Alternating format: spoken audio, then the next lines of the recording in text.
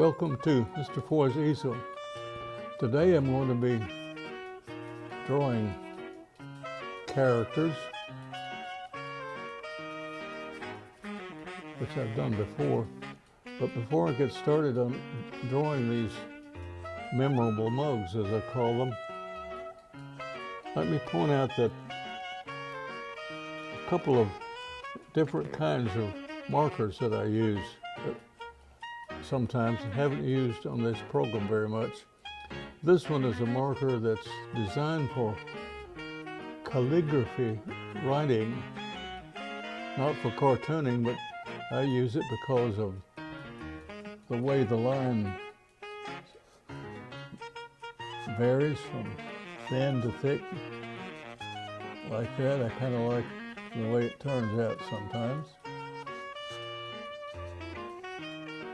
And then something that I used in giving programs using an overhead projector, this is a grease pencil. It's just,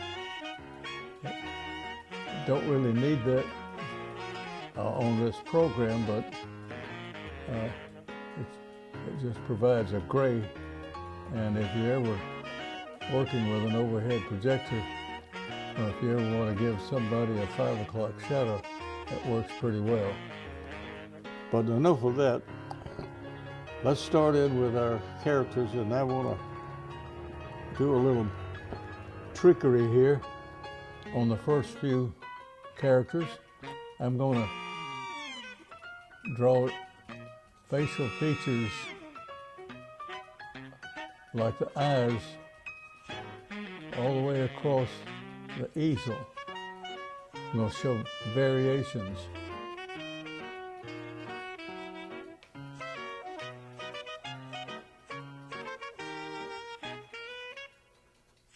Different variations in the eyes and the eyebrows. This one right here, the arched eyebrows, seem to indicate surprise. The eyebrows pointed downward like that, they seem to indicate malice or anger. And I'm not sure what this is supposed to indicate, or this one. But now let me finish them up using my calligraphy pen. I'll add a little bit more here. Don't give him much hair at all. Give him some hair that's all in disarray. And this guy, put a mafia-looking hat on it. In other words, he looks like he might be a bad guy. Now let's finish up. A toothy expression.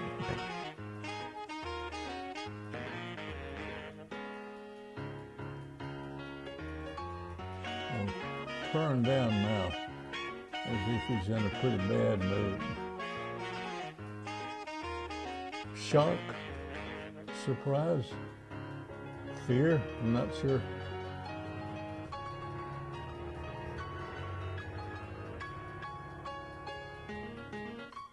I don't know what that expression reveals. Now for the rest of the show, I'm going to just draw each character, complete it, instead of doing it by steps. Going down here to the next row. Didn't draw any women on that first effort there, so let me do a profile of an aristocratic looking lady with an earring and an upsweep hairdo. And something of a contrast, a backwoods dude with a long grizzly beard and a big nose, but a jolly expression and a battered hat. That hat looks like it could use a grease pencil, perhaps. All right, going on, we've got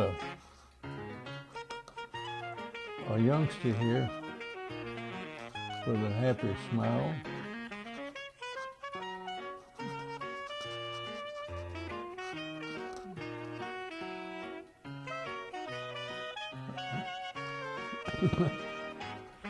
Looking at the schoolroom clock, and school's almost out, or it's almost time for recess. All right, here's a long-nosed dude with an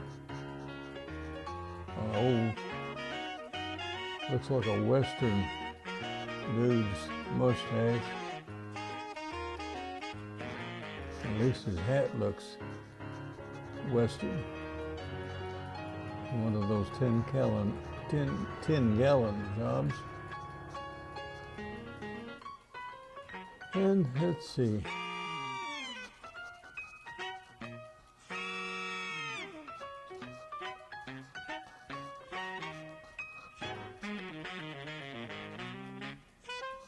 Some studious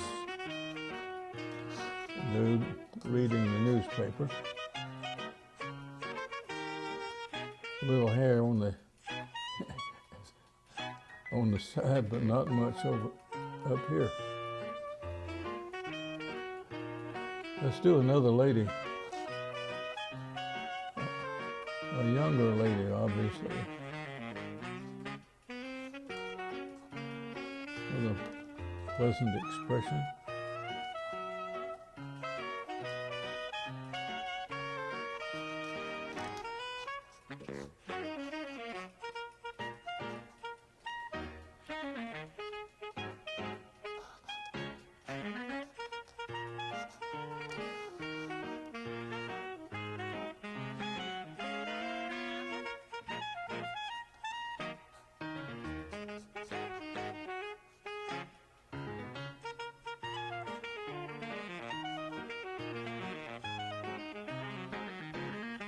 Note that the principle I've talked about so much on this show, exaggeration, it pretty well is illustrated on every memorable mug that I've produced so far. You all know very well that in real life very few people have noses like the ones I draw on my characters.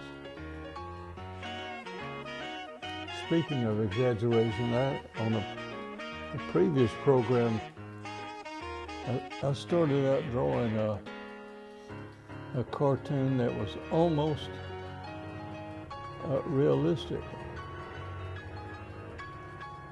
And you know, you may not know this, but there are comic strips whose characters, while they are cartoon figures, they look a lot more like someone you might actually meet in public. And the reason I drew these realistic looking characters is to show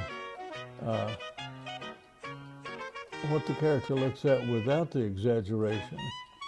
If I were to exaggerate this guy, I might make his nose like that and his chin jut out and mess up his hair.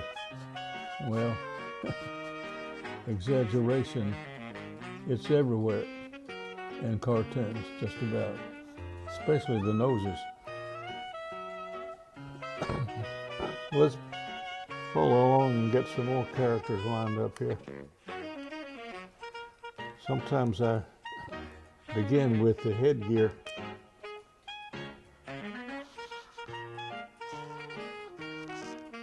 And when I finish drawing the hat, gives me an idea of what to put under it. Notice I've changed instruments here. I'm using it's also a calligraphy marker, but it has a much thicker line.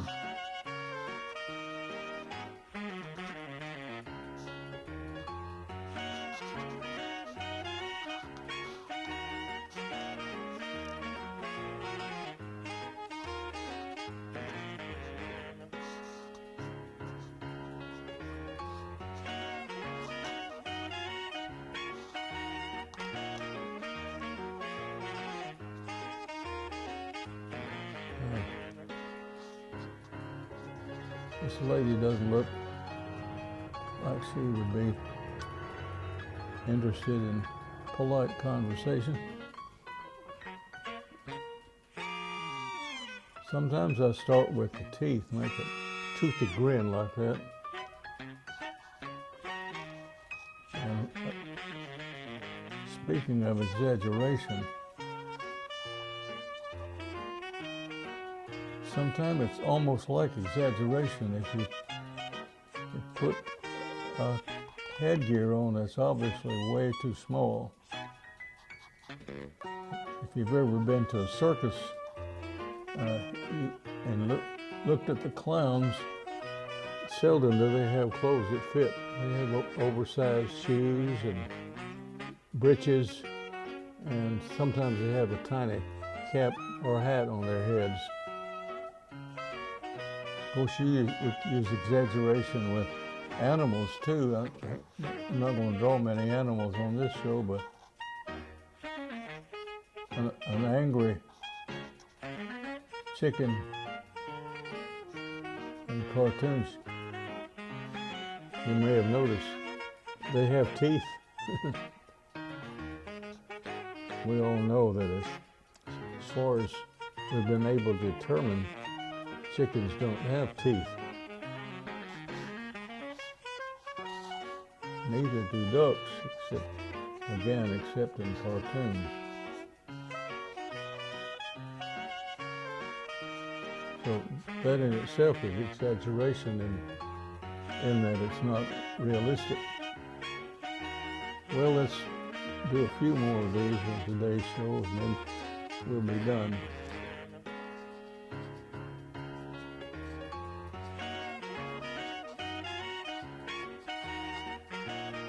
Oh, no.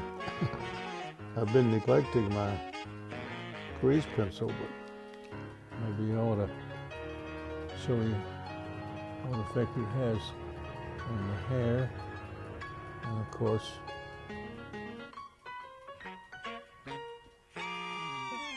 on the face, the 5 o'clock shadow as it's called, or on clothing. Well, enough of the grease pencil, so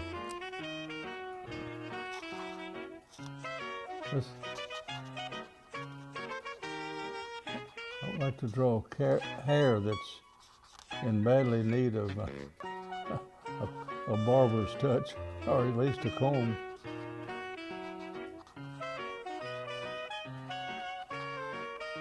It looks like somebody attempted to cut his hair but wasn't too skillful at it. And here's another bearded dude.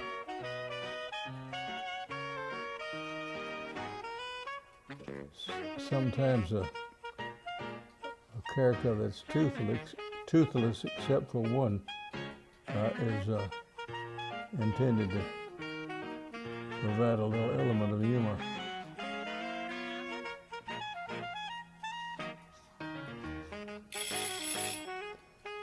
And that about does it for this edition of Mr. Ford's Easel. Keep up your drawing and have fun with it.